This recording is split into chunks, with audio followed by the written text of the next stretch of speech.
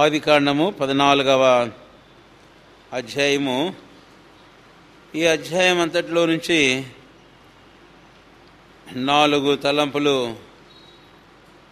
ప్రభు ఏమైతే హృదయంలో భారం ఉంచాడో మీతో వాటిని పంచుకోవాలని కోరుతున్నాను. 14వ అధ్యాయము ఆదికాండము 2వ వచనం.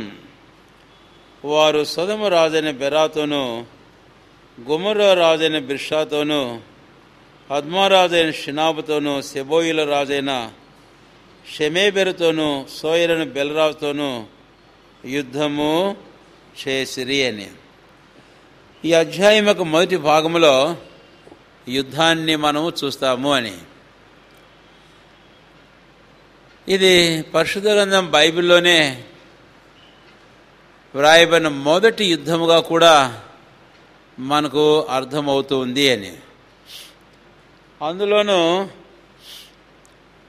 మరి ఈ యుద్ధము యొక్క కారణం ఏమిటి అనేది మనం ముఖ్యంగా చూడాలి. ఏ యుద్ధానికైనా ఇలాంటి పోరాటములకు కారణము, హేతు అనేది లేకుండా ఏముండదు. కాబట్టి మొదటి తలంపు, ఈ యుద్ధమునకు కారణం ఏమిటి, ఎవరు అసలు యుద్ధం చేశారు అనేది ముందు మనం చూస్తే, పైన రాజులు మనం చూస్తాము. ఒకటి అమ్రాపేలు, తర్వాత రెండవది ఆర్యోకు, మూడవది కదర్లోయమోరు, 4వది తిదాలు. అయితే కిందకు వస్తే 5 రాజులతో, మరి బెరాతోను, బిర్షాతోను, షినాబుతోను, మెషేబెతోను, బెలరాజుతోనూ యుద్ధము చేసిరి. వీరందరూ ఎవరో కాదు, వీరందరూ నోవహు కుమారులోంచి వచ్చినటువంటి వారే. ఎందుకంటే ఆ నోవహు ఓడలో ఉన్నప్పుడు భూమి మీద ఉండే సమస్త జీవులను దేవుడు తుడిపెట్టేశాడు. మిగిలిన వారు 8 భూమి మీదకి వచ్చారు. ఆ 8 విస్తరించారు. మనం ధ్యానం చేస్తూ వచ్చాం. 11వ అధ్యాయంలో వారు భూమి అంతటా చెదిరిపోయినారు. వారి భాషను బట్టి జాతులుగా విభాగించబడి వెళ్ళిపోయారు. ఆ తర్వాత ఈ యుద్ధం చేసినటువంటి వారు, వీరిని మనం గమనించినట్లయితే కనుక వీరు నోవహు కుమారులో 3 కుమారులు, 2 సంతానం. ఆ పైన 4 రాజులు, కింద 5 రాజులు. అయితే వీరి మధ్య యుద్ధాన్ని మనం చూస్తాము అని. ఒకవేళ చాలా దూరం వెళ్ళిన తర్వాత అయినా మనం చెప్పాలంటే ఇదంతా దాయాదుల యుద్ధం, కనుక బంధువుల యుద్ధం. 13వ అధ్యాయంలో ఒక యుద్ధాన్ని మనం, యుద్ధం కాదనుకోండి, అది కలహం. నీకును నాకును, నీ పశువుల కాపర్లు నా పశువుల కాపర్లు ఏముండకూడదు, కలహం ఉండకూడదు. అది చిన్నది ఆ కొట్లాట. అయితే ఇది యుద్ధం, ఇట్స్ వార్. అక్కడ కూడా బంధువులు అనేది మనం చూస్తాం. మనం ఆ విషయాన్ని గురించి 2-3 వారాలు ధ్యానం చేస్తూ వచ్చాము. కనుక అబ్రహాము నాడు లోతు, మనం బంధువులం కనుక నీకును నాకును కలహం ఉండకూడదు అని. సరే, 14వ అధ్యాయానికి వస్తే ఇప్పుడు ఇక్కడ యుద్ధమే జరుగుతుంది. ఒకరిద్దరికి కాదు. అటు చూస్తే 4 రాజులు, ఇటు చూస్తే 5 రాజులతో యుద్ధానికి తలపడినట్లుగా మనం చూస్తాం. సరే, వీరి మధ్య యుద్ధానికి కారణం ఏమిటి? రండి, అది అధ్యాయం 14వ అధ్యాయము 4వ వచనం. 12 సంవత్సరములు కాదోర్లో యోమెరుకు లోబడి 13వ సంవత్సరమున తిరుగుబాటు చేసిరి.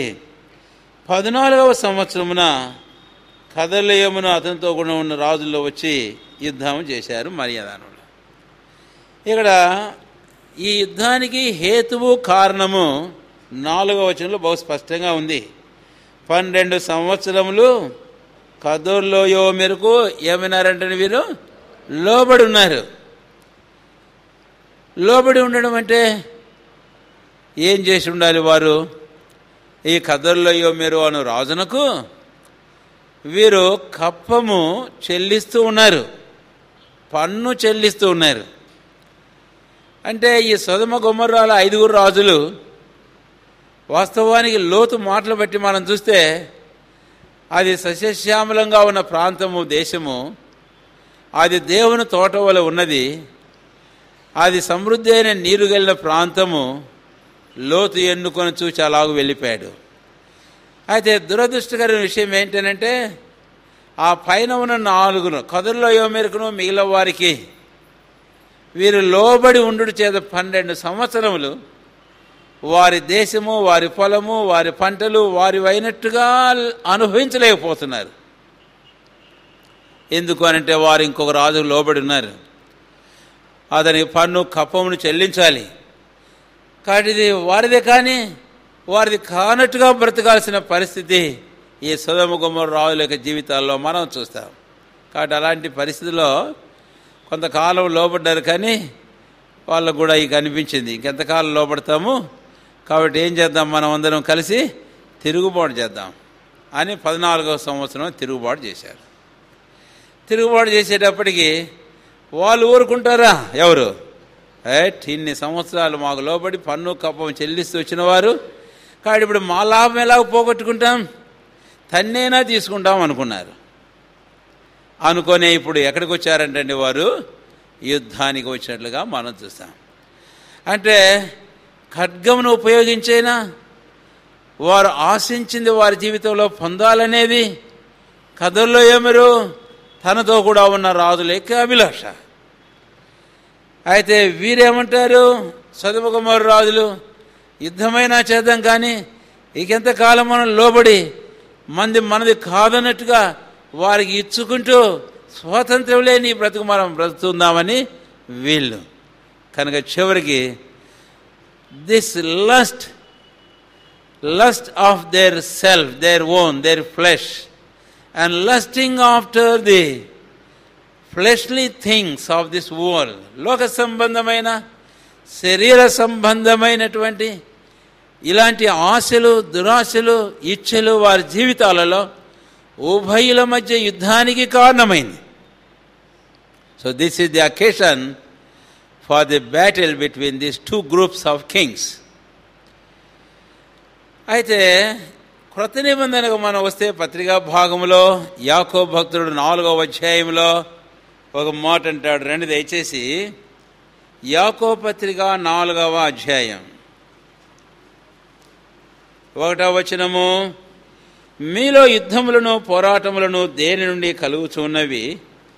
మీ అవయవములలో పోరాడు మీ భోగేచ్ఛల నుండియే కదా.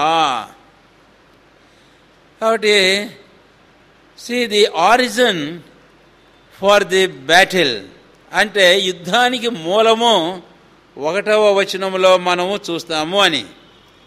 మీ అవయవములలో పోరాడు భోగేచ్ఛల నుండే కదా. కనుక మన భోగములు, మన ఇచ్ఛలు, మన దురాశలు అని యాకోబు భక్తుడు బహు స్పష్టంగా యుద్ధానికి హేతువును ఇక్కడ తేటతెల్లంగా చెప్పాడు అని.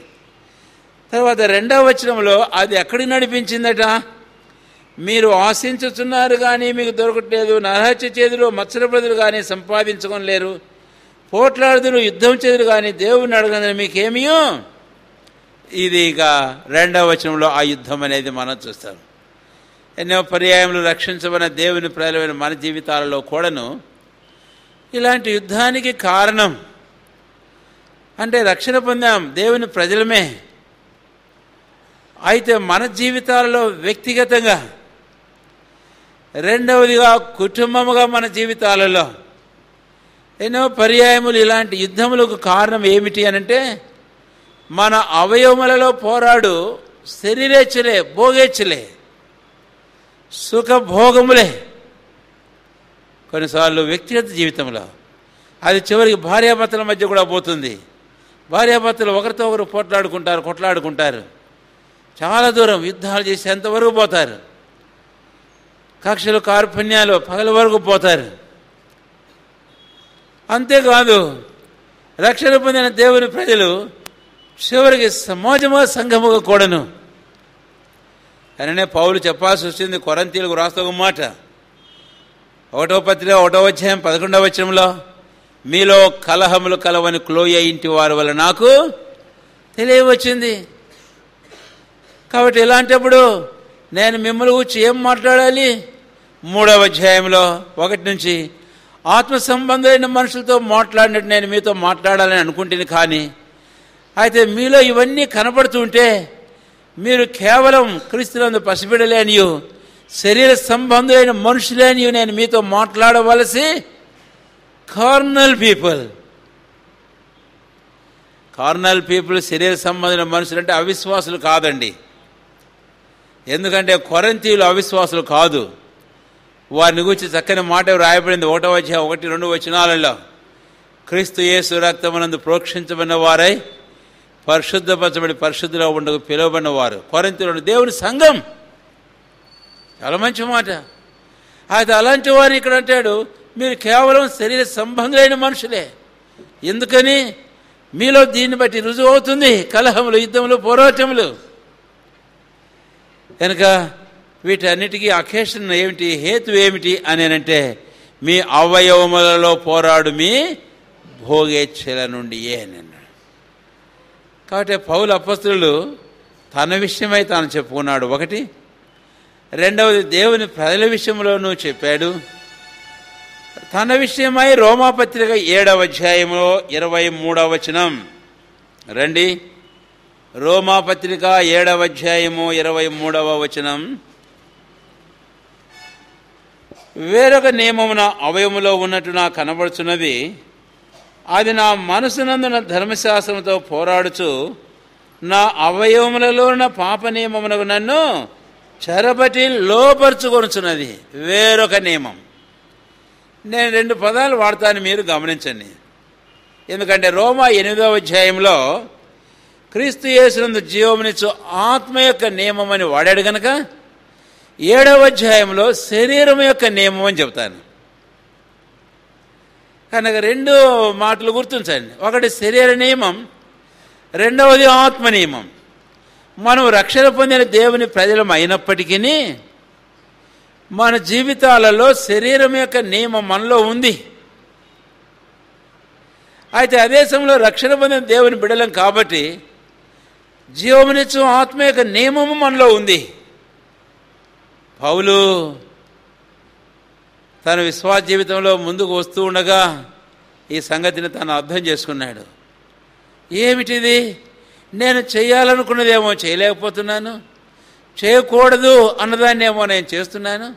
నేను ఎందుకు ఇలా చేస్తున్నాను, నా వల్ల ఎందుకు ఇలా జరుగుతుంది అనుకొని ప్రశ్నించుకొని పరీక్షించుకున్నప్పుడు అర్థమైపోయింది, నాలో వేరొక నియమం ఉంది. అదేమిటో కాదు, శరీరం యొక్క నియమం. అది నా అవయములందున పాప నియమానికి నన్ను లోపరచాలని ప్రయత్నం చేస్తుంది అని 7వ చివరిలోకి వెళ్ళిన తర్వాత అంటాడు, అయ్యో నేనెంత దౌర్భాగ్యుడను, ఇటు మరణమునకు లోనకు ఈ శరీరము, శరీర అవయములు, ఆ శరీర సంబంధమైన నియమము నుంచి నన్నెవడు విడిపించును అని కేకలు పెట్టాడు. So this enemy is not an ordinary enemy, he's a intense enemy. చాలా తీవ్రమైన తీక్షణమైన శత్రువే. అదేమిటో కాదు, మన శరీరం, మన అవయవములు, అందు పోరాడే భోగేచ్ఛలు. They are deadly enemies of our own self, of our own inner man. మన యొక్క సొంతం, మన ఆంతర్య పురుషునితో, మరణకరమైన ఈశతో మనలో పోరాడేవాడిగా మనం చూస్తాం. అందుకనే పౌలు ఇప్పుడు గలతీలు రాస్తున్నాడు. తన సొంత విషయాన్ని చెప్పాను. గలతీ పత్రిక వద్దాం, దయచేసి రండి. 5:17 గలతీలు రాసిన పత్రిక 5:17 అందరం కలిసి చదువుకుందాం. శరీరము ఆత్మకును, ఆత్మ శరీరమునకును విరోధముగా అపేక్షించును, ఇవి ఒకదాన్నొకటి వ్యతిరేకంగా ఉన్నవి గనుక మీరేవి చేయ నిశ్చయించరో వాటిని బహు చక్కగా అర్థం చేసుకున్నాడు ఈ దైవజనుడు. తన వ్యక్తిగత జీవిత అనుభవం ద్వారా అర్థం చేసుకొని ఇప్పుడు నియమాలు మాని శరీరము ఆత్మకును, ఆత్మ శరీరమునకును విరోధముగా ఏం చేస్తున్నాయిట? అపేక్షించుచు ఉన్నవి. కాబట్టి మీరేవి చేయ నిశ్చయించరో వాటిని మీరు చేయకుందరు అని అంటే ఎప్పుడు చేయకుండా ఉంటారు? ఎప్పుడైతే శరీరము దాని నియమానికి మనం పో సండే స్కూల్కు, శరీరము దాని నియమానికి మనము లోపడతామో అప్పుడే మనము వాటిని చేయకుండా ఉంటాం. కనుక గలతీ ప్రాంతంలో ఉండే దేవుని ప్రజలందరికీ పత్రికను రాశారు. గలతీలు కూడా రక్షించబడిన దేవుని ప్రజలే. అందుకనే వారికి పత్రికను రాస్తుంటాడు. చివరికి వారికి ఏమని హెచ్చరిక చేశాడు? 5వ అధ్యాయం 16వ వచనం అందరం కలిసి చదువుకుందాము. నేను చెప్పున్నదేమనగా ఆత్మానుసారముగా నడుచుకొనుడి, అప్పుడు మీరు శరీరేచ్ఛను నెరవేర్చరు కనుక. ఇప్పుడు ఏం కాదు, మీ వ్యక్తిగత జీవితంలో యుద్ధములు, పోరాటములు అవి ఏమాత్రము గెలవలేవు.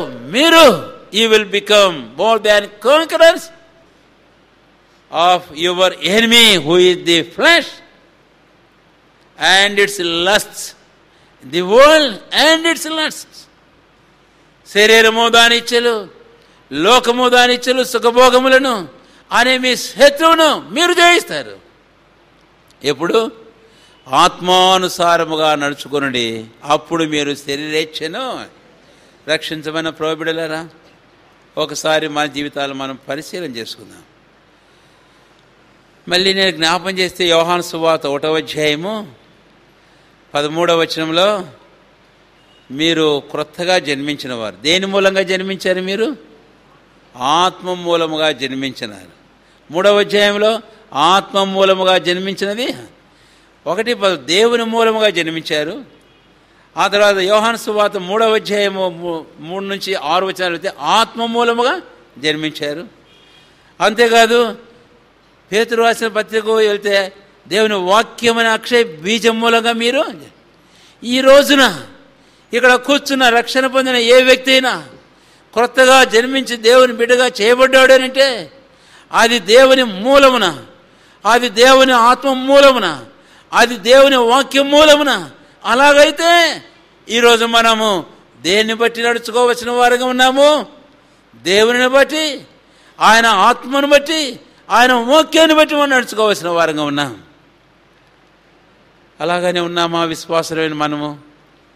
లేకపోతే మన సొంత శరీరం బట్టి, సొంత ఆలోచనలు బట్టి, మన స్వబుద్ధిని, జ్ఞానాన్ని బట్టి, మన శరీరము దాని ఇచ్చలను బట్టి మన జీవితంలో మనం నడుచుకునే వారమై ఉంటే మనం అసలు కొత్తగా దేవుని మూలంగా జన్మించిన వారం కామేమో, అసలు ఆత్మూలంగా జన్మించిన వారం కామేమో, వాక్యం మూలంగా జన్మించిన అనుభవం మనకు ఉందో లేదో.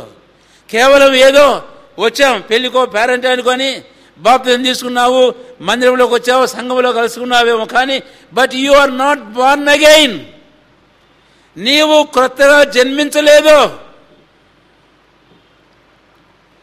వెనక్కి వెళ్ళి ఒకసారి క్రొత్తగా జన్మించానని చెప్పేసి మోసపరచుకోకు. నీవు కన్నా క్రొత్తగా జన్మించి ఉంటే దేవుని మూలముగానే, ఆత్మ మూలముగానే, వాక్య మూలముగానే నువ్వు నడిపించబడాలి. కానీ శరీరము దాని ఇచ్చలు, దాని దురోసులను బట్టి, లోకము దాని ఆచారాలను బట్టి కాదు.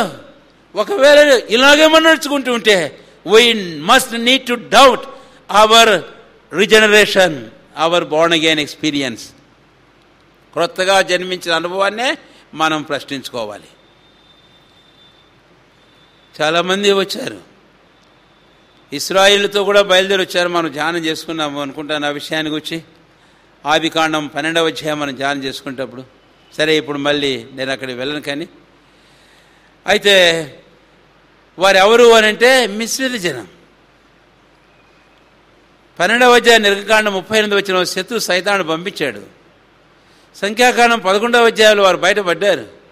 ఇశ్రాయేలు రక్త ప్రోక్షం కిందకి వచ్చిన వారు వాస్తవంగా ఎంత నష్టపడ్డారో. Why? Because of these people who have no experience of the blood of the lamb of the Passover, who have not experienced the power of the deliverance of God, who have not tasted and experienced the guidance of the Lord in their life. వారి జీవితంలో పస్కా రక్త ప్రోక్షణం యొక్క అనుభవం అనుభవించిన వారు కాదు. దేవుని మహత్యాన్ని విమోచించే శక్తిని వారు రుచించిన వారు కాదు. దేవుని నడుపుదల వారి జీవితంలో అనుభవించిన వారు కాదు. వారు ఏదో వచ్చారు. ఆ తర్వాత కూడా మనం వెళితే సంఖ్యాకాండం 21వ అధ్యాయంలో ఏం జరిగిందో మనకు తెలుసు. ఆ తర్వాత ఇంకా కొన్ని అధ్యాయాల్లో వారు వీరికిని వీరు వారికిని పెళ్లికి ఇచ్చుకోవడానికి పుచ్చుకోవడానికి ఇష్టపడ్డారు. అలాగ అయినటువంటి వారు కూడా చాలామంది ఉన్నారు. అందులో క్రొత్త నిబంధనలోకి వచ్చిన వారు కొంతమంది ఉన్నారు. వీరందరూ కూడా ఎప్పుడూ పోరాటంలో ఉంటూనే వచ్చేవారు ఆత్మ సంబంధులైన మనుషులతో. ఓ రోజు నువ్వు ఎవరుగా ఉన్నావో చూడు. ఈ యుద్ధంలో పోరాటం నీ వ్యక్తిగత జీవితంలో ఉంటే, అంతేకాదు భార్యాభర్తలు కుటుంబ జీవితంలో కనబడుతూ ఉంటే, అంతేకాదు నిన్ను బట్టి దేవుని ప్రజలు సంఘంలో ఇలాంటి పోరాటములు ఇలాంటివి కొనసాగుతూనే ఉంటే, నీవు క్రొత్తగా జన్మించావనే విషయాన్నే డౌట్ చేయాల్సిన అవసరత ఎంతైనా ఉంది. ఏదో గాల్లో కలిసి వచ్చావు దేవుని సంఘంలోకి, మందిరంలోకి, పెళ్ళికో పేరెంటానికో బంధువులను లేకపోతే దేనికో వచ్చావు, అలా చేరావు దేవుని సంఘంలో. అయితే నీ హృదయంలో నీ కలవరం, ఈ కలత, నీ శరీరంలో పోడే భోగేచ్ఛలు, నీ సొంత ఇచ్చలు, దురోశలు బట్టి కనుక అదే ఇది విస్తరించే కొలది ఇంకా సమాజంలో ప్రజల మధ్య కూడా. నువ్వు ఎక్కడ పనిచేస్తున్నావు, అక్కడ ఎక్కడున్నావో ఊర్లో ఇరుగు పొరుగు మధ్య కూడా ఒకసారి మనం పరిశీలించుకుందాం. కనుక ఈ ఆదికాండం 14వ అధ్యాయం మొదటి భాగంలో ఇలాంటి యుద్ధములు పోరాటములు ఎక్కడి నుంచి పుట్టావి అనేది చెప్పా. అది క్రొత్త నిబంధన కాలాన్ని మనం వెళితే అవి ఎక్కడ ఉద్భవిస్తున్నాయో అనేది మనం చూచాం. కానీ ఇలాంటి వాటన్నీ కలగకుండాను కలిగిన సందర్భాల్లో జయించేవారంగాను ఉండాలి అని అంటే ఒక్కటే, ఆత్మ సంబంధమైన మనుషులుగా జీవించడం, ఆత్మానుసారముగా నడుచుకొనుడి, అప్పుడు మీరు శరీర ఇచ్ఛలను ఏం చేయరట, నెరవేర్చరు. భోగములను మీరు అవి నెరవేర్చరు. కాబట్టి మీ జీవితాల్లో వ్యక్తిగతంగా ఇక పోరాటములు ఏమాత్రం కలతలు కలవరములు ఉండవు, కుటుంబంలో కూడా ఉండవు. కాబట్టి అది యాకోబు భక్తులు చెప్పడము అనేది. ఒకవేళ ఏదైనా మనకు కావాలి అని అంటే ఒక మార్గం ఇక్కడ నేను మీకు జ్ఞాపం చేసి ముగిస్తాను, 2వ తలంపు వెళ్తాను. ఎందుకంటే the origin for the battle అనేది చెప్పాను కదా, it is the only nothing but the lust. కాబట్టి ఆ కథల్లో ఏమి రాజు ఇతరు రాజులు వీరు ఇంతకాలం 12 సంవత్సరాలు నాకు లోబడి పన్ను చెల్లిస్తూ వచ్చారు కదా, ఇప్పుడు తిరుగుబాటు చేస్తే పన్ను చెల్లించరు, పన్ను చెల్లించకపోతే నాకు రావాల్సిన లాభం నాకు రాదు కదా, నేను పొందాలని నేను పొందలేను కదా, నేను అనుకున్నది పొందాల్సిందే, నాకు రావాల్సిందే అని చెప్పి ఆఖరికి వాడు దేనితో పోయినాడట, ఖడ్గంతోనే యుద్ధం చేయడానికి సిద్ధమయ్యాడు. కానీ the ultimate result of this battle ఏమిటి అనేది మనం ఆలోచన చేస్తే, ఈ కథల్లో ఏమేరు మిగిలిన రాజులు వారు ఏమన్నా పొందగలిగారా? పొందలేదు. పొందినట్టు ఉండింది కానీ మళ్ళీ పాయ్.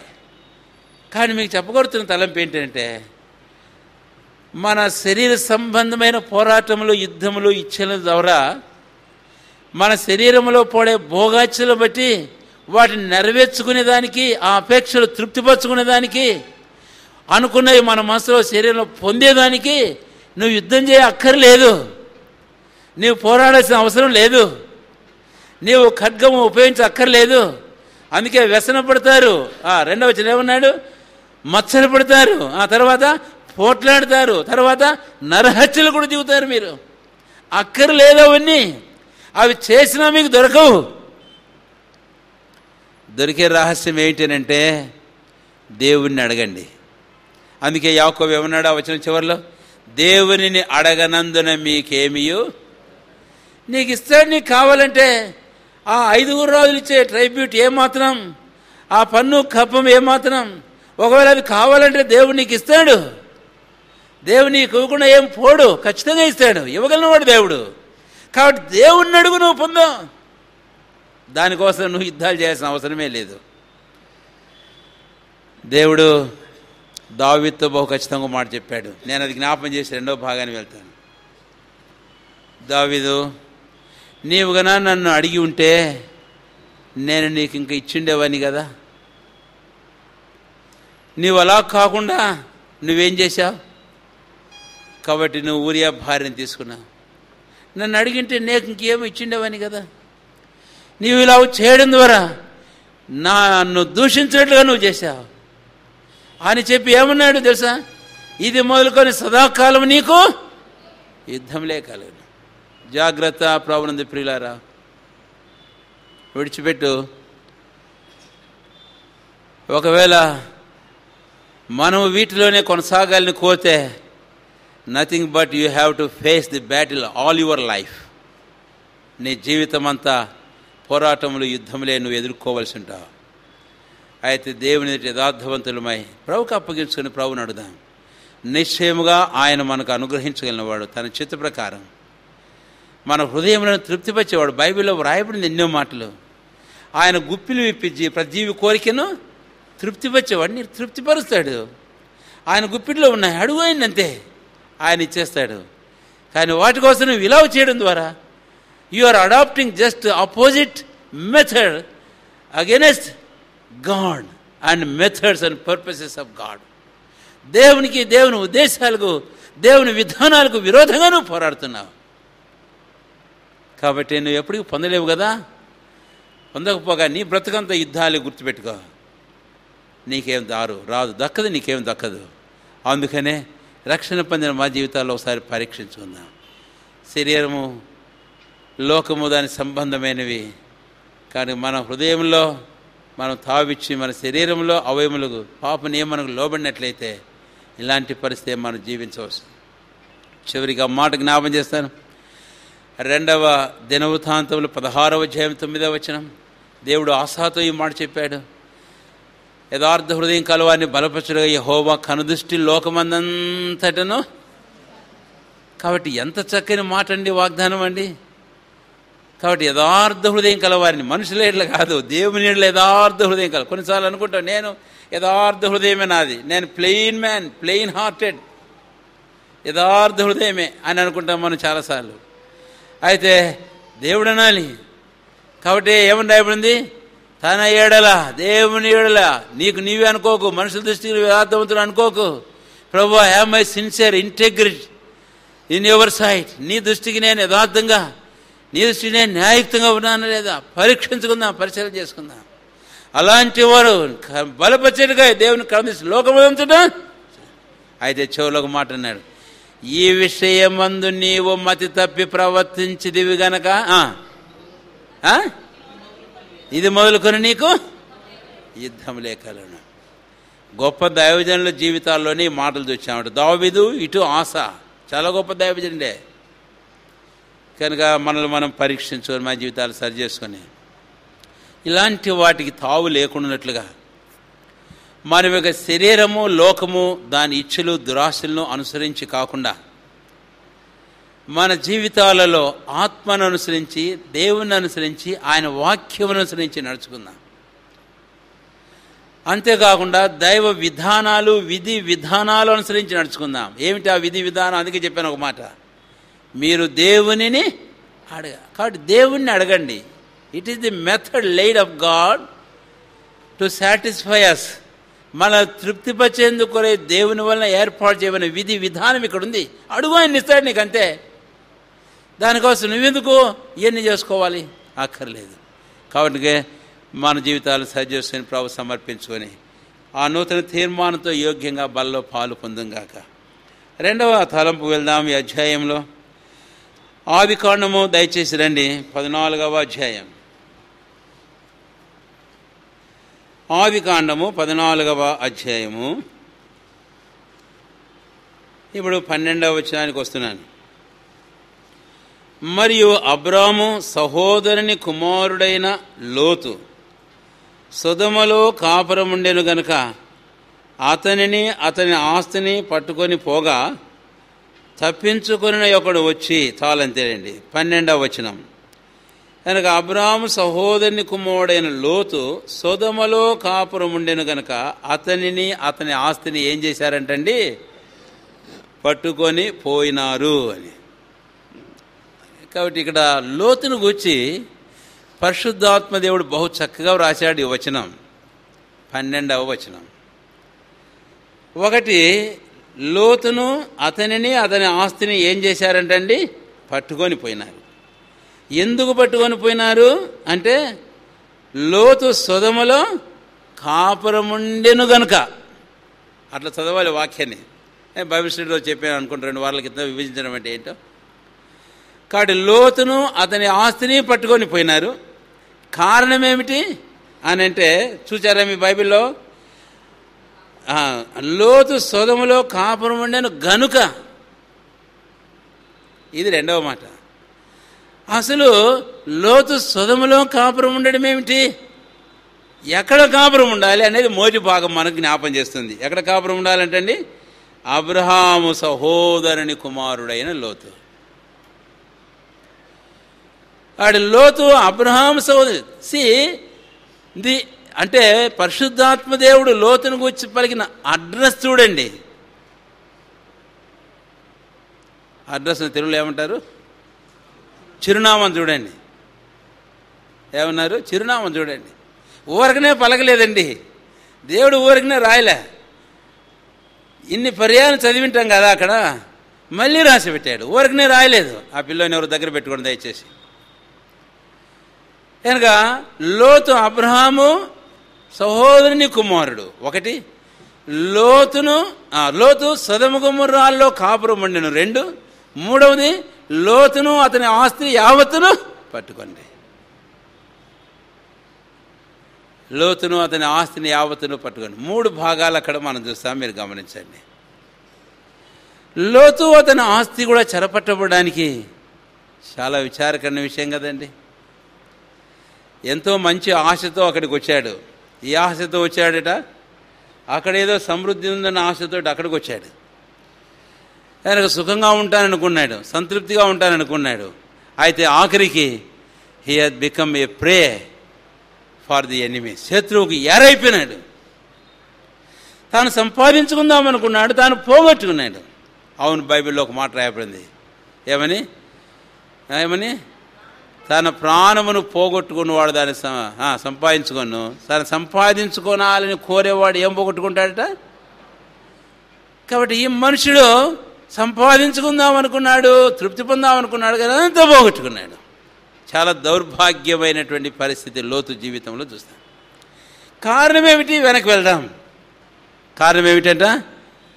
సొదొమ గొమొర్రాల మైదానములో లోతు కాపురం ఉండాను. అయితే లోతు ఉండవలసిన చోటు కాదు ఇది సొదొమ గొమొర్రాలు.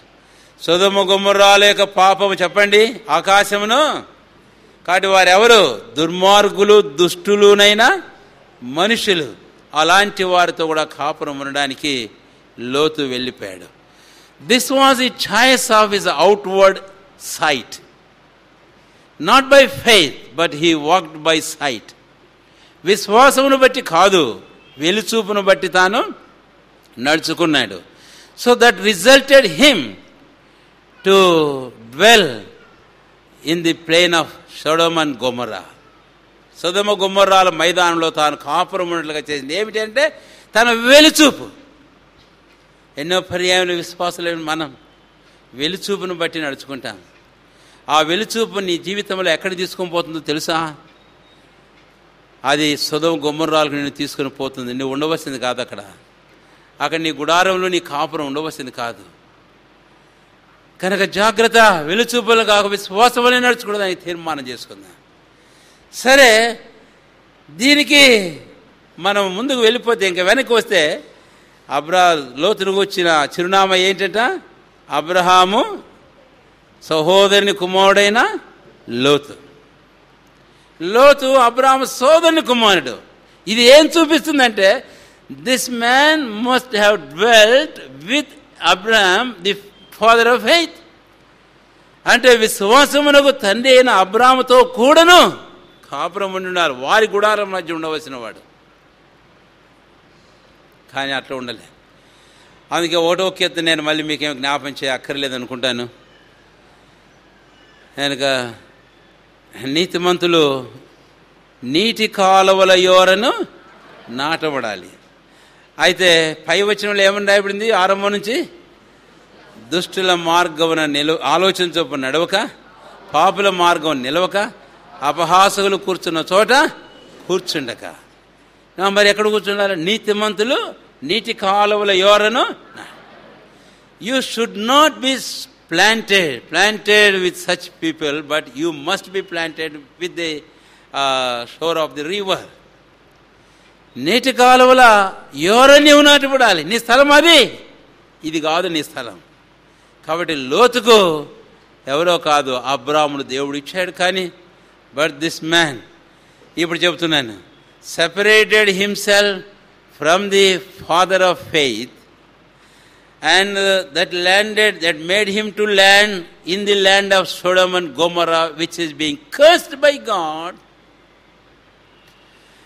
తర్వాత మూడవది, that has taken him into this war in his life. అది తనను తన జీవితంలో ఈ యుద్ధంలోకి తను తీసుకుని పోయి తన యావత్తు నష్టపరిచింది. చాలా దౌర్భాగ్యమైన పరిస్థితి. పిల్లలు ఈ తలంపులు మనసులో ఉంచుకో. కనుక వేర్ ఆర్ అవర్ టెంట్స్? మన గుడారములు ఎక్కడున్నాయి? మన నివాసములు ఎక్కడ ఉన్నవి? మన గుడారములు, మన నివాసములు అబ్రాముతోనేనా, లేకపోతే దేవునికి విరోధులైన సొదొమ గొమొర్రాల దుష్టులైన మనుషులతోనా? 2 కొరింథీ 6వ అధ్యాయం 15వ వచనం. కొన్ని వచనాలు కలిసి ఉన్నాయి 18వ తెలుగు బైబిల్లో. అక్కడ నేను ఒక మాట జ్ఞాపం చేస్తాను. కావున మీరు వారిలో నుంచి బయలువెడలి ప్రత్యేకముగా ఉండుడి అన్నాడు. కాబట్టి దేవుడు తన ప్రజలైన వారికి సెలవిచ్చిన మాట ఇక్కడ మనం చూస్తాం. కావున మీరు వారిలో నుంచి బయలువెడలి ఏం చేయండి? ప్రత్యేకముగా ఉండండి. అయితే ఇందుకు భిన్నంగా పోయినాడు లోతు. ఎవరిలోంచి బయలుదేరాడు? లోతు సొదొమ గొమొర్రా నుంచి బయలుదేరి వేరుగా ఉండాలంటే పోకుండా అబ్రాహాములో నుంచి బయలుదేరాడు.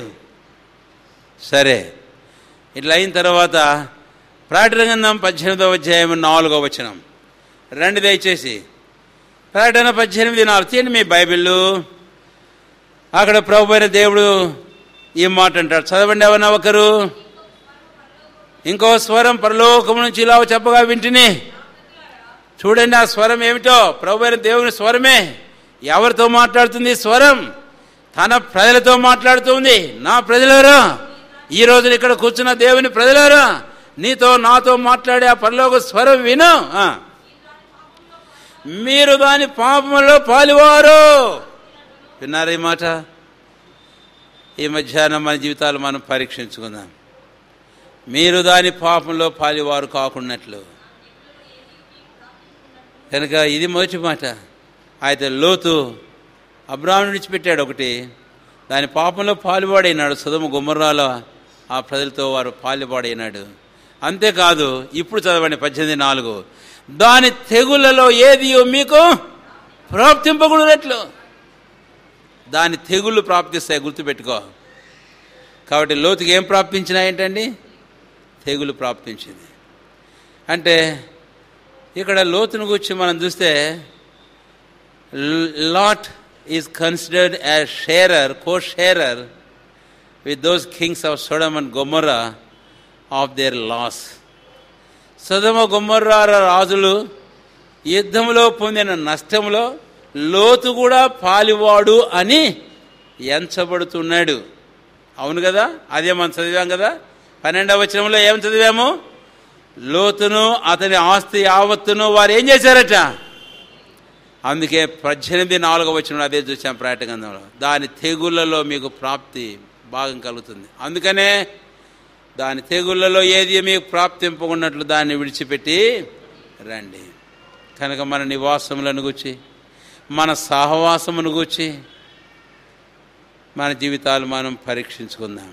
ఇంతకుముందు కూడా కొన్ని తలంపులో మనం ధ్యానం చేశాం కాబట్టి ఇక్కడ మరి ఇంకా సమయం నిలిచి ఉండడం లేదు, ముందుకు పోతున్నాం. కాబట్టి లోతు జీవితంలో 12వ వచనంలో 3 మాటలు నేను మీకు జ్ఞాపం చేశాను. లోతును అతని యావదాస్తిని పట్టుకున్నారు, నష్టం జరిగింది. కారణం చెప్పాను. లోతు సొదొమ గొమొర్రాలో కాపురం ఉండెను. ఇంకా వెనక్కి వెళ్తే మరొక మాట చూసుకున్నాం. He was the man must have dwelt with Abraham and his tent must have been among the tents of Abraham. తాను అబ్రాహాముతో నివాసం చేసి అబ్రాహాము గుడారం వచ్చి తన గుడారం ఉండవలసింది, కానీ అబ్రాహాముని విడిచిపెట్టి వచ్చేసాడనేది ప్రభు తన ఆత్మ ద్వారా తెలియపరుస్తున్నాడు ఆ చిరునామా చెప్పడంలో. Once just you look to your address. ఒకసారి నీ అడ్రస్కు పోను, నీ చిరునామాకు వెళ్ళు. ఏంటో నీ చిరునామా? ఎఫెసీ పత్రిక 2వ అధ్యాయం, ఇక మీరు పరిజనులు పరదేశులు గాక పరిశుద్ధులతో ఏక పట్టణస్థులు దేవుని ఇంటివారినైనా. This is your address. అలాగైతే నీ నివాసం ఎక్కడ, నీ గుడారం ఎక్కడ? పరీక్షించుకొని మన జీవితాలు సరి చేసుకుని ప్రభువుకు అప్పగించుకుందాం. 3వ తలంపు కొద్దాం. ఆదికాండము 14వ అధ్యాయం. 14వ అధ్యాయము ఆదికాండము 14వ వచనం అందరము కలిసి చదువుకుందాం. అబ్రాహాము తన తమ్ముడు చెరపట్టబడినని విని తన ఇంట పుట్టి అలవరచబడిన 318 మండుగురిని వెంట పెట్టుకొని దాను మట్టుకు ఆ రాజులను తరిమెను. అబ్రాహాము కనుక ఇక్కడ ఒక మాట చెప్పాలి. ఇందాక నేను ఆరాధనలో ఒక మాట చెప్పినా అనుకుంటాను, లేక ఆరాధన ఇది వర్తమానం ప్రారంభించినప్పుడే. This is the first battle which is mentioned in Bible అని, బైబిల్లో చెప్పబడిన మొదటి యుద్ధం అని. అయితే నేను ఇంకో మాట చెప్పాలి. This is first and last battle in the life of this man Abraham. Abraham జీవితంలో ఇదే మొదటి యుద్ధము. చెప్పండి, ఇదే. ఇంకా ఎక్కడైనా అబ్రాహాం యుద్ధం చేసినట్టు మీరు చూస్తారా? What a man he was. దీన్ని బట్టి మనకోటే అర్థమవుతుంది, అబ్రాహాము సమాధానం కొరకైనటువంటి మనుషుడు. నేను ఆదికాండం 13వ అధ్యాయంలో చాలా సంగతులు చెప్పాను ఆ విషయానికి వచ్చి. అంటే దావీదు అన్నట్లు నేను సమాధానమునే కోసం. కాబట్టి Abraham was the man for peace always. And also he was man of paying price for the sake of reconciliation and peace. సమాధాన సంబంధం కొరకై క్రయమును చెల్లించేందుకు సిద్ధంగా ఉన్న మనిషి చేశాడు ఆ ప్రకారం.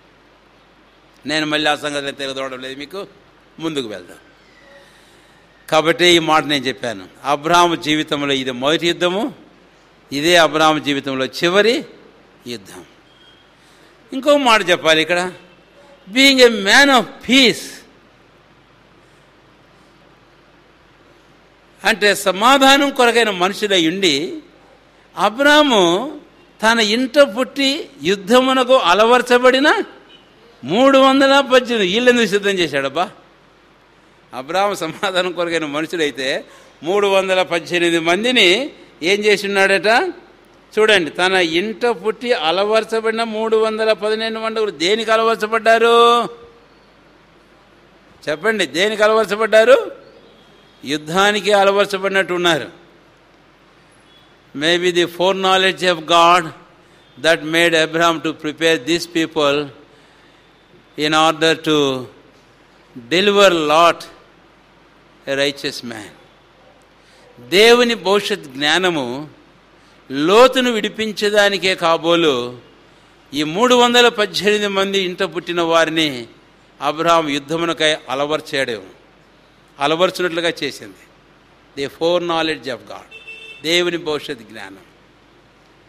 కాబట్టే ఈ టయానికి అబ్రహాం వారిని వాడుతున్నట్లుగా మనం చూస్తాం. కనుక ఈ విషయాలలో మనము కూడా జాగ్రత్తగా ఉండడం అనేది ఎంతైనా అవసరం అని. అయితే ఈ కాలానికి మనం వస్తే నేను ఒక మాట చెప్పాలి. పౌలు కొరింథీయులకు రాస్తూ ఏమన్నాడు? 2వ కొరింథీ 10వ అధ్యాయంలో మనము శరీరమందున్నను మన యుద్ధోపకరణములు శరీరీతిగా పోరాడము, ఏలైనగా మన యుద్ధోపకరణములు శరీర సంబంధమైనవి కావు, దేవుని బలమైన దుర్గములను పడద్రోయించాలనంత శక్తి కలిగినవి, బలమైనవి. ఏమిటో ఆ యుద్ధోపకరణములు? ఎఫెసీ పత్రిక 6వ అధ్యాయం తర్వాత ఇక మీరు చదవండి 10వ వచనం నుండి. ఓ ప్రియులారా, ఇలాంటి ఆత్మ సంబంధమైన యుద్ధోపకరణాలు మన జీవితంలో ధరించేవారంగా మనం ఉందుము గాక అని. ఎందుకు అనంటే మన శత్రువులు జయించేందుకు కొరకైన. ఇప్పుడు ఆదికాండం 14వ అధ్యాయం అదే వచనంలో 14వ వచనం 14వ అధ్యాయం 14వ వచనం మళ్ళీ చదువుతున్నాను వినండి. అబ్రాము తన తమ్ముడు చెరపట్టబడినని విని తన ఇంట పుట్టి అలవచ్చమైన 312 మందిని వెంట పెట్టుకొని దాను మట్టుకు ఆ రాజులను తరిమెను. వినండి ఆ మాట. దాను మట్టుకు ఆ రాజులను ఏం చేశాడట? తరిమాడట. ఇదంతా అబ్రాము దేన్ని బట్టి చేసున్నాడు? ఇంతవరకు అబ్రామును గురించి మనం చెప్పుకోగలిగిన శ్రేష్టమైన ఒక మాట ఏమిటి? విశ్వాసం. అబ్రాము దేవుణ్ణి నమ్మటము అని. కాబట్టి ఇప్పుడు లోతును గూర్చి ఎప్పుడైతే అబ్రాము విన్నాడో ఈ మాట, లోతులో అబ్రహాముకు ఉన్నటువంటి ప్రీతి ప్రేమలు ఏమాత్రం చావలేదండి. ఇంకా అవును, చావలసిన అవసరత లేదు, ఉండి ఉండడం మంచిదే. So he had that love and affection for Lot and all his house hold. ఏం కారణం? ఇక్కడ ఒక మాట ఉందనుకుంటారు. 14వ వచనంలో ఇంకో పదం వాడాడు, దయచేసి గమనించండి. 12వ వచనానికి వేరైన పదం ఇక్కడ. అబ్రాము తన తమ్ముడు చెరపట్టబడినని విని. దేవుని వాక్యము మనం బాగా చదవడం అవసరం. 12వ వచనంలోనేమో అబ్రాము తన సహోదరుని కుమారుడైన లోతు. ఇప్పుడేమో 14వ అధ్యాయం 14వ వచనానికి వస్తే అబ్రాము తన తమ్ముడు చెరపట్టబడిన. What is this thing? ఇదేమిటిది? పైనేమో సహోదరుని కుమారుడు అని చెప్పిన పడిన లోతు ఇక్కడ కిందికి వచ్చేటప్పటికి అబ్రాముకు ఏమని పిలువబడుతున్నాడట? తమ్ముడే. కొంతమందికి అర్థం కాక ఏందండి మీ బైబిల్లో ఇట్లుంది, 12లో అట్టుంది, 14 ఇట్టుంది, అంత తారుమారుగా ఉంది ఇదంతా అని అంటారు. అందుకే ఇక్కడ ఒక మాట నేను మీకు జ్ఞాపం చేయాలి. This speaks not only the relationship of flesh and blood but also the relationship and fellowship of spirit. ఇది కేవలం శరీరము రక్త సంబంధమైన బాంధవ్యమును మాత్రమే కాదు, కానీ ఇక్కడికి వచ్చేటప్పటికి 14వ వచనంలో ఇది ఆత్మ సంబంధమైన బాంధవ్యాన్ని చూపిస్తుంది. ఆత్మ సంబంధమైన బాంధవ్యాన్ని చూపిస్తుంది. ఈ బాంధవ్యాన్ని గురించి పౌలు ఎఫెసీయులకు రాస్తున్న 4వ అధ్యాయంలో అన్నాడు. మీరు తీయక్కర్లేదు, తర్వాత గుర్తుంచుకొని చూడండి. తండ్రి ఒక్కడే, ప్రభు ఒక్కడే అని అన్నాడు కదా. ఎఫెసీ 3వ అధ్యాయంకి వస్తే 13వ వచనం నుంచి ఏ తండ్రిని బట్టి ప్రతి కుటుంబము అని పిలువబడుతుంది. ఒక్క కుటుంబం కాబట్టి ఆయన ఒకే తండ్రి, ఒక తండ్రికి పిల్లంగా మనం ఒకరితో ఒకరు ఏమైనామో చెప్పండి? సహోదరులమునైనాం.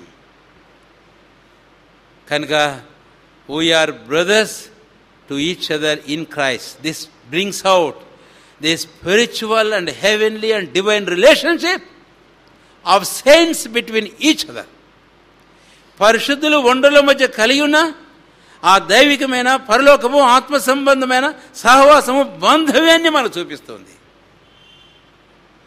సరే, నేను ఈ బాంధవ్యం చెప్పిన తర్వాత ఒక బాధ్యతకు వెళ్ళాలి. ఇప్పుడు బాంధవ్యంతో నేను ఆపడం లే. అదే ఇప్పుడు మనం చూస్తాం ఇక్కడ ఆదికాండం 14వ వచనంలో తన తమ్ముడు చెరపట్టబడినని విన్న తర్వాత immediately Abram was reminded of his responsibility. Abram తన తమ్ముని విషయమైన బాధ్యత జ్ఞాపకం చేయబడ్డాడు. ఏమిటండి ఆ బాధ్యత? అరెరే, నా తమ్ముడు చెరపట్టబడ్డాడు, నేను పోయి వాడిని ఏం చేయాలట? విడిపించాలా. A brother is born for adversity. English బైబిల్లో సామెతల గ్రంథం 17వ అధ్యాయము 17వ వచనం రండి దయచేసి. సామెతల గ్రంథం 17వ అధ్యాయము 17వ వచనం అందరం కలిసి చదువుకుందాం. నిజమైన స్నేహితుడు అందరు కలిసి బిగ్గరగా, నిజమైన స్నేహితుడు విడువగా ప్రేమించును, దుర్దశలో అటివాడు. కాబట్టి దుర్దశలో అలాంటి వాడు ఎవరంటండి? కాబట్టి ఇప్పుడు అబ్రహామును గురించి ఇక్కడ మనం అన్వయిస్తే లోతుకు కలిగిన దుర్దశలో అబ్రహాం ఎవరుగా ఉన్నాడు? కాబట్టే రక్షించమన్న ప్రభు బిడ్డలారా, ఈ మాట మనం మనసులో ఉంచుకుందాం. మనం ఎవరమో కాదు, ఒక తండ్రినికి వెళ్ళిన వారం. అంతేకాదు ఒంటరులతో మనం ఈ సహోదర సంబంధ బాంధవ్యాన్ని కలిగి ఉన్నాం. ఈ బాంధవ్యం మనకు బాధ్యతను జ్ఞాపం చేస్తుంది. We are born for adversity. Brother is born for adversity. అంటే మన సహోదరుడు దుర్దశలో ఉన్నప్పుడు, అటు మనం దుర్దశలో ఒకడు ఉన్నప్పుడు అటువాని మనం ఎవరంగా ఉండాలట? సహోదరులం. అయితే చాలా పర్యాయములు ఇతరులు ఇంకా దుర్దశలో తీసుకుని పోతుంటాం. మనం ఇతరులను ఎక్కడ తీసుకొని పోవడానికి ప్రయత్నం చేస్తామంట? దుర్దశలోని తీసుకొని పోవడానికి ప్రయత్నం చేస్తాం. కాబట్టి it is not the right spirit. ఇది సరైన ఆత్మ కాదు, ఇది క్రీస్తు ఆత్మ కాదు, ఇది క్రీస్తు మనసు కాదు, ఇది క్రీస్తు వాక్యం చెబుతున్న సత్యం కాదు ఇది. కాబట్టి నీ సహోదరునో సహోదరినో ఇంకా దుర్దశలో తీసుకొని పోవడానికి వారి పాదములకు ఉరులు నొడ్డకు. అది ఏమాత్రం దైవికం కాదు అని బైబిల్ ఇంత స్పష్టంగా మనకు జ్ఞాపకం చేయబడుతున్నాం. ఇప్పుడు చూడండి, ఒకవేళ అబ్రహామును లోతు విడిచిపెట్టి పోయినాడు. కాబట్టి దేన్ని బట్టి పోయినాడు మనకు తెలుసు. Because of the contention and strife between these two men. ఈ ఇద్దరి మధ్య ఉన్నటువంటి ఆ కలహం చివరికి అబ్రహాము నాడు ఎందుకునైనా కలహం అంటే నువ్వు ఎటుపోతావు పోమంటే అబ్రహాం విడిచిపెట్టిపోయినాడు. అబ్రహాం అసలు కేర్ చేసి ఉండవలసిన వాడు కాడు. ఎందుకు? పనికి మాలినవాడు, మాట వినకుండా పోయినాడు. కాబట్టి నాతో ఉండకుండా పోయినాడు, నాతోనే కలహించాడు వీడు. నేను తండ్రి లేనుడని అమ్మడి పెట్టుకొని వస్తే వీడు ఇంత దూరం దిగాడా? కాబట్టి వాడు అక్కడ చిక్కేళ్ళే, వాడు సావని పోని అని అనుకోలే. See the relationship that has inspired this man Abraham to hold on the responsibility and get ahead. అబ్రహాము లోతు వారి ఇద్దరి మధ్య ఉండే సంబంధం సహోదరుడు. కాబట్టి తన బాధ్యతను జ్ఞాపం చేసింది లోతు విషయంలో. వాడు ఇలాంటి వాడైనా I am brother born for adversity. నేను వాని అన్ననే, వాడి దుర్దశ కొరకే నేనున్నాను. కాబట్టి నేను ఎలా ఊరుకుంటాను, నేను వెళ్తా.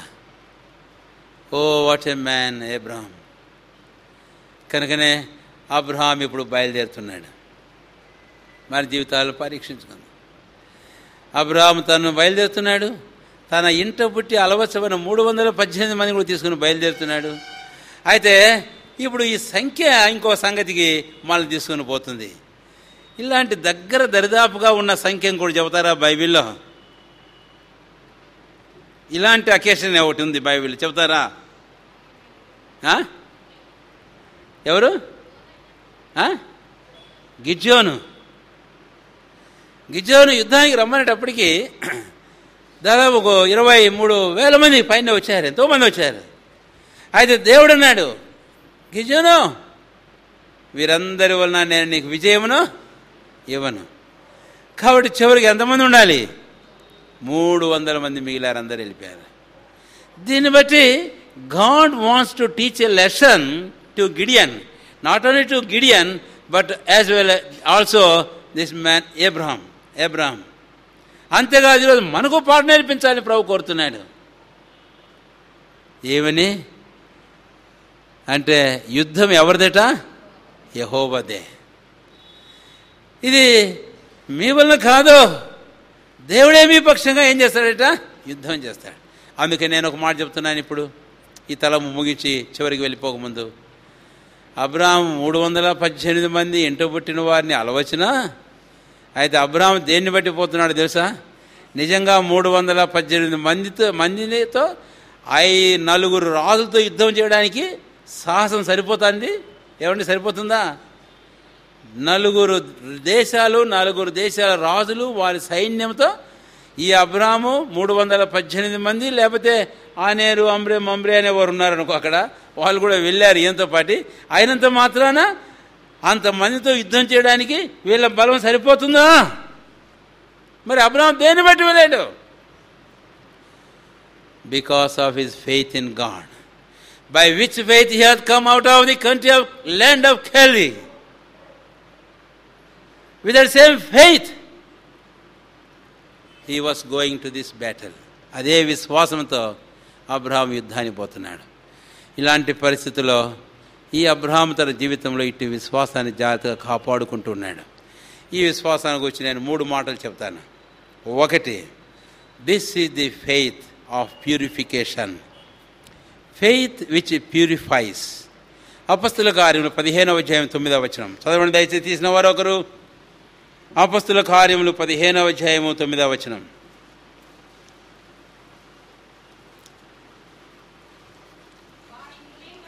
వారి హృదయములను విశ్వాసం మూలమున, చాలంతే, వారి హృదయములను విశ్వాసం మూలమున పవిత్రపరిచి.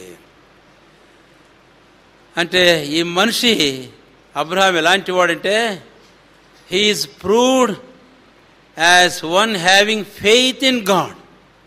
ఎలాగూ అంటే because of his keeping himself holy unblemish. తాను సొదొమ గొమొర్రాల పాపము అంటకుండా తన్ను తాను కాపాడుకున్న తన అనుభవమే అబ్రహాములో ఈ విశ్వాసాన్ని జ్ఞాపకం చేస్తుంది. లోతు వెళ్ళినా అబ్రహాం వెళ్ళాడండి? ఏమాత్రం వెళ్ళిపోలేదు. కాబట్టి అపొస్తలుల 15:9 గుర్తుంచుకోండి. 15:9 వారి విశ్వాసం ద్వారా వారి హృదయములన్నీ ఏం చేశావట? So Abraham was a man of faith, purifying, పవిత్రపరిచే విశ్వాసం కలిగిన మనిషి. కాబట్టి అబ్రహాము తను తాను అపవిత్రపరచుకోకుండా కాపాడుకున్నాడు. కాబట్టి he was a man righteous he's daring of like lion. నీతిమంతుడు సింహం వలె ధైర్యంగా ఉన్నాడు. కాబట్టి ఆ ఫెయిత్ తన జీవితంలో ఇంతటి ధైర్యాన్ని ఇచ్చింది. 318 మంది గట్టుగా కాదు, ఆనేరు మంబ్రే అనే వారిని బట్టి కాదు, కానీ అయితే తన ఫెయిత్ని బట్టి. రెండవ మాటకు వస్తున్నాను. Faith works through love. విశ్వాసం అనేది ప్రేమను బట్టి పనిచేస్తుంది. కాబట్టి అబ్రహాము తన తమ్ముడు ఈ ప్రేమను పోయి యుద్ధం చేసే ఈ శ్రమ తీసుకునే ప్రేమ అబ్రహాము జీవితంలో తాను కలిగి ఉన్నాడంటే విశ్వాసాన్ని బట్టే. ఎంత ప్రయాసమో, ఎంత పని చేయాలి. ఆమెకు నేను ఒక మాట జ్ఞాపం చేస్తున్నాను.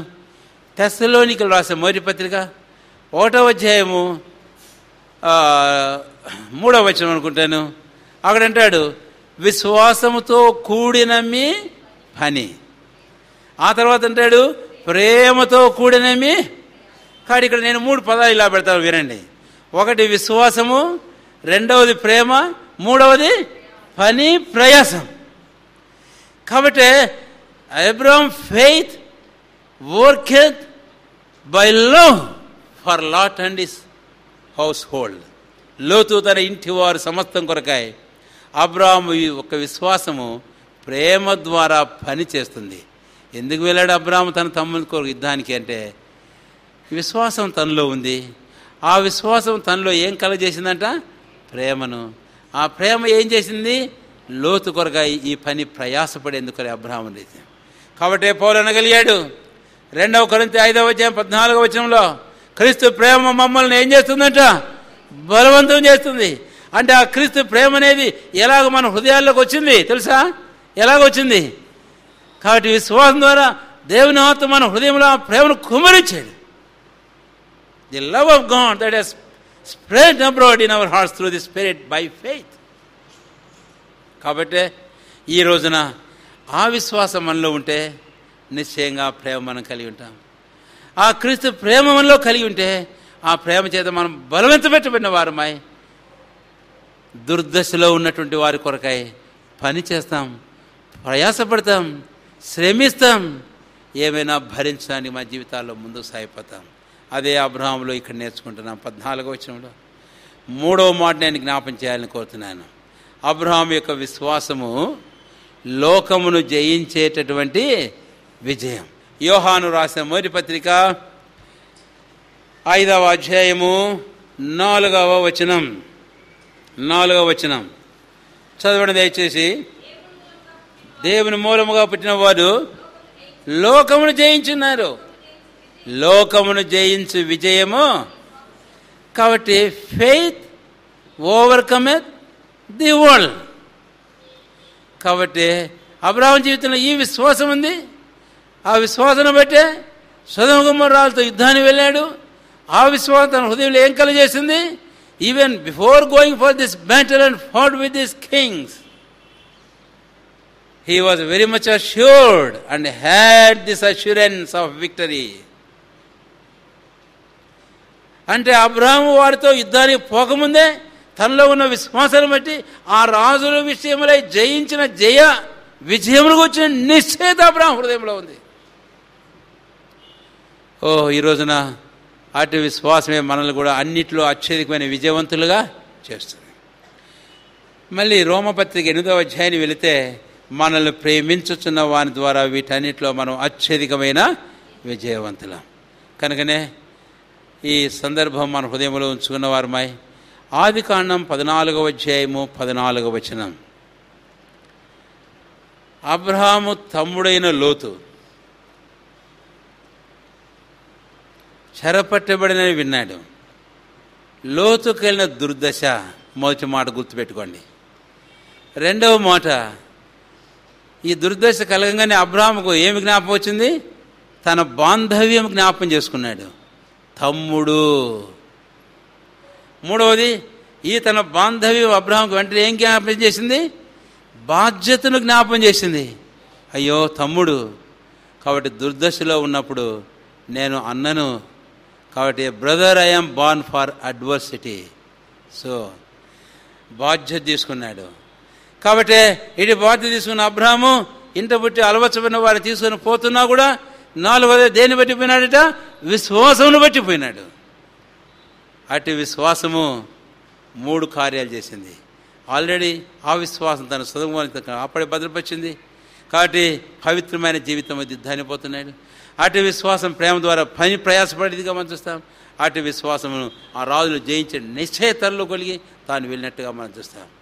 ఈ మాటలు మన హృదయంలో దేవుడు ఉంచి మన జీవితాలు సరిచేసుకుని యోగ్యంగా ప్రవేక బల్లో పాలు పొందుటకై, అంతేకాదు ఈ ప్రకారం జీవించేందుకు కొరకై ఒక నిశ్చయిత మన జీవితంలో తీసుకుని వచ్చినట్లుగా ప్రభు సహాయించేందుగాక మనము దీనులమై ప్రభుకు మన హృదయాలు సమర్పించుకుందాం. చివరి 4వ తలపుతో నేను ముగించేస్తాను. రండి, ఆదికాండం 14వ అధ్యాయం 16వ వచనం నేను చదువుతాను, 17వ వచనం మీరు చదవండి. ఆస్తి యావత్తు తిరిగి తెచ్చి తన తమ్ముడైన లోతును అతని ఆస్తిని స్త్రీలను ప్రజలను తిరిగి తీసుకుని వచ్చెను.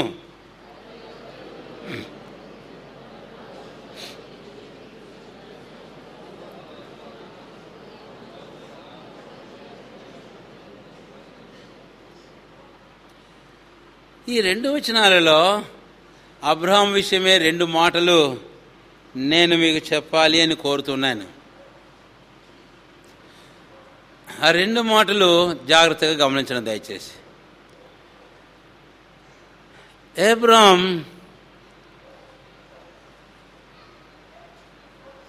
ఏ కాంకరర్.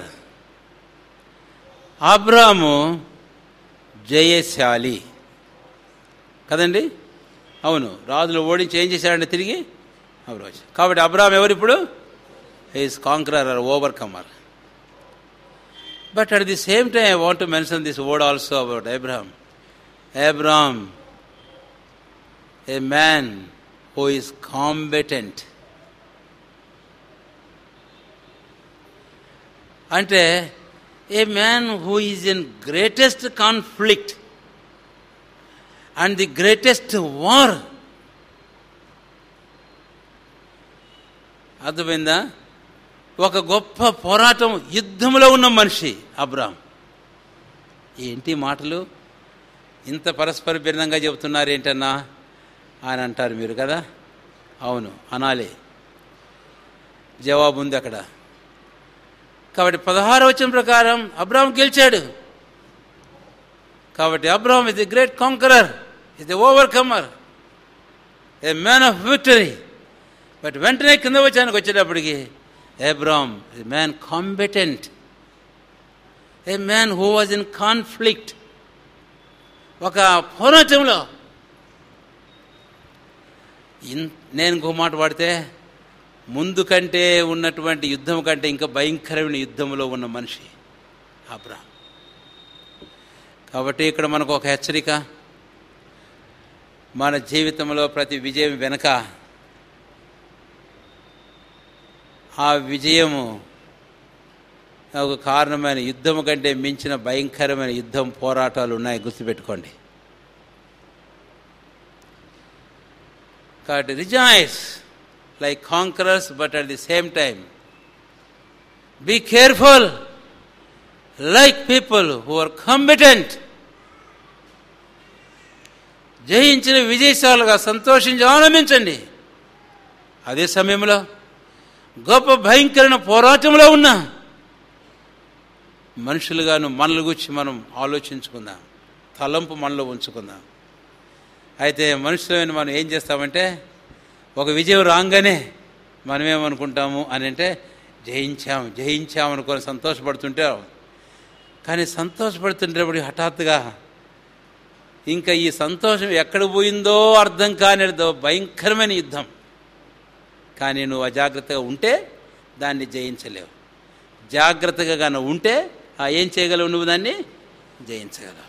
అది అబ్రాహాముని గురించి ఇప్పుడు నేను మీకు ఇక్కడ చెప్పాల్సింది.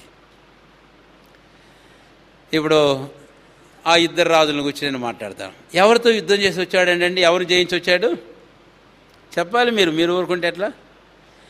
ఎవరితో యుద్ధం చేసి జయించి వచ్చాడు? ఎవరిని? కదర్లయోమెరు అతనితో కూడా ఉన్న రాజులు నలుగురి రాజులను జయించి వచ్చాడు. సరే, నలుగురు రాజులను జయించి వచ్చాడు, కానీ ఇప్పుడు ఎవరితో భయంకరమైనటువంటి యుద్ధంలో ఉన్నాడు? ఎవరితో? సొదొమ రాజుతో యుద్ధంలో ఉన్నాడు. అదేంటి సొదొమ రాజుతో యుద్ధమా? సొదొమ రాజులను విడిపించి తీసుకుని వచ్చారు కదా, వాళ్ళతో యుద్ధం ఏంటి అని చదవండి.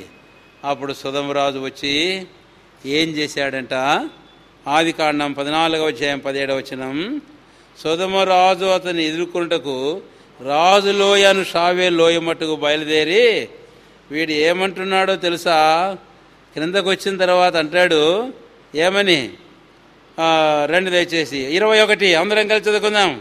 సొదొమ రాజు మనుష్యులను నాకిచ్చి అతని ఆస్తిని నీవే తీసుకొనమని అబ్రాహాముతో చెప్పగా, మనుషులను నాకిచ్చి ఆస్తి అంతా ఏం చెయ్యట? నువ్వు తీసుకో. అది అన్నమాట యుద్ధం. చూసారా? అయితే ఈ యుద్ధంలో అబ్రాహాం చాలా తెలియగలిగినాడు, చాలా మెలకు కలిగి ఉన్నాడు. ఏమి తొట్టుపడలేదు సుమా. అంతమంది రాజులతో యుద్ధం చేసి వచ్చి ఉన్నప్పుడే ఈ సొదొమరాజు ఇంకా దారిలో ఉండగా ఎదురొచ్చినా ఏమి తొందరపడలే, తొట్టుపడలే. అబ్రాహాం చాలా నిబ్బరంగా చక్కని జవాబిచ్చాడు. ఏమిటంటే, సొదొమరాజు సొదొమ గొమొర్రాల సమస్త ఆస్తిని ఎవరికి వాళ్ళు కోరుతున్నాడట చెప్పండి? అబ్రాహాం. దీనంతటిని ఆశించి ఎవడొచ్చాడు అక్కడికి చెప్పరే? లోతు. ఎవరు వచ్చారని చెప్పండి? లోతు వచ్చాడు దీనంతటిని ఆశించి. కాబట్టి ఇప్పుడు అబ్రాహాం కన్నా తీసుకొని కన్నా ఉండింటే అబ్రాహాం లోతు కంటే చెప్పరే బెటర్ మ్యాన్ ఏం కాదు. లోతు కంటే బెటర్ మ్యాన్ ఏం కాదు. అయితే అబ్రాహాములో ఆశ లేదు. I hate this which my brother lot had loved.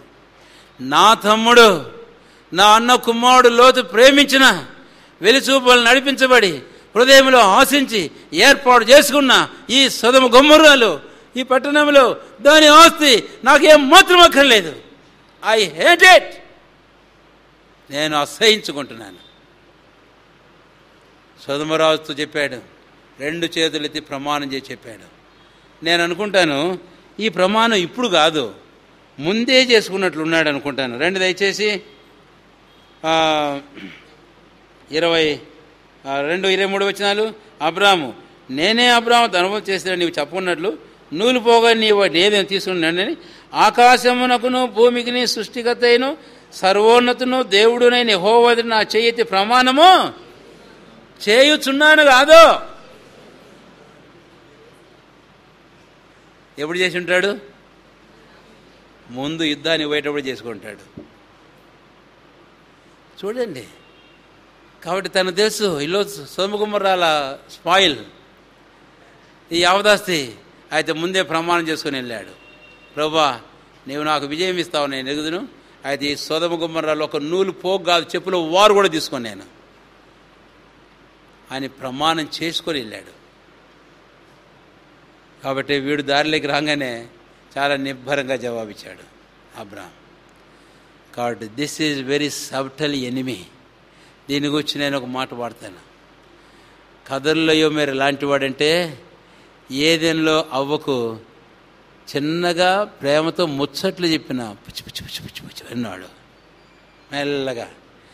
అయితే ఈ శత్రువు ఎలాంటి వాడంటే, ఎవరినైతే అబ్రాహాం విడిపించాడో ఈ లోతనే సొదొమ గొమొర్రాల రాజు ఎలాంటి వాడంటే, ఇంకో పదం వాడని చూద్దాం మీరు. వీడు ఎలాంటి వాడు? వీడు సర్పంలాగా చిన్నగా చెవులో మాట్లాడి పసి పసి పసి పసి అని చెప్పేవాడు కాదు. మరి ఈడెవడట? రోరింగ్ లయన్, గర్జించు సింహం. 1 పేతురు 5వ అధ్యాయంలో మీ విరోధి అయిన అపవాది గర్జించు సింహం వలె. గుర్తుపెట్టుకో. కాబట్టి సర్పం అనుకుంటావేమో, కథల్లో ఏమో నేను జయించాను అనుకుంటావేమో, లేక ఇంకోటి నేను జయించాను అనుకుంటావేమో. But behind your victory there is the roaring lion who wants to fight with you. నీతో యుద్ధం చేయాలని వేచిన గర్జించే సింహం ఒకటి ఉన్నాడు. ఈ యుద్ధం చాలా ఘోరమైంది, చాలా కఠినమైంది. నిశ్చయంగా ఆ యుద్ధం అబ్రాహామును ఏమాత్రం నష్టపరచలేదు. కానీ అయితే ఈ యుద్ధం అబ్రాహామును పూర్తిగా నాశనం చేసేది కారణం. అయితే అబ్రాహాము అన్నాడు, తేల్చి చెప్పేశాడు. కనుక ప్రియులారా, జాగ్రత్త.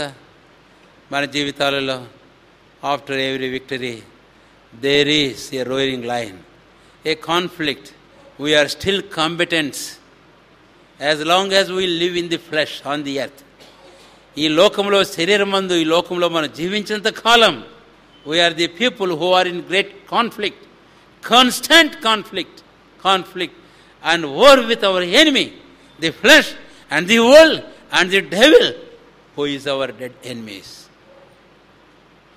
కనుకనే ప్రతి విషయంలో ప్రతి నిమిషం మెలకుగా ఉందాం.